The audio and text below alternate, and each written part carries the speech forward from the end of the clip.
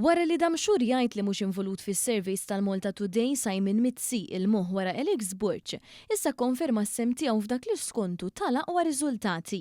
Simon Mizzi li hu chairman tal-Leadership Office fih dan il-Partit Nazzjonalista f'kariga li ħoloq Alex Burch stess kien ukoll il-moħħ wara l-istħarriġ li wassar ar-riżenja ta' Bernard Gregg minn kap fl-10 ta' Ġunju tas-sena l-oħra. Fuq il-medja soċjali Mizzi qal brabta ma' surveys li kien hemm ħafna teatrini, però hu mhux ħajkun parti minn dan għax l-istħarriġ tiegħu biss kien l-aqwa u ta' ħadd ieħor kien ħażin. Fil-fatt f'botta li l-istatistiku Dr. Vincent Marmara li fil-kampanja elettorali ħareġ diversi sondaġġi, Mizzi qalu li żbalja tant li skontu qed juża martell biex idaħħal vit fil-ħajt. Min barra hekk għajjar bħala ċarlatan lil dawk li b'mod speċifiku f'din l-elezzjoni kienu attivi ħafna fuq il-medja soċjali. Is-survey li refera għalih speċifikament Simon Mizzi bħala l-moħħ warah kien dak mill-Malta Today ftit jiem qabel jum l-elezzjoni.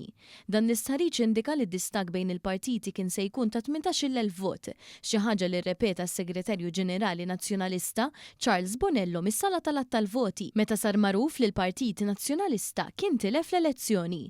Minkejja dan kemm Mizzi u anke l-Partit Nazzjonalista naqsu millu jsemmu li dak id-distak kien żbaljat u marru żmerġ bi kważi kwart ta' ċifra uffiċjali, jiġifieri 22.2%, hekk kif il-Partit Laburista rebaħ l-elezzjoni b'distak ta' 22,000 vot.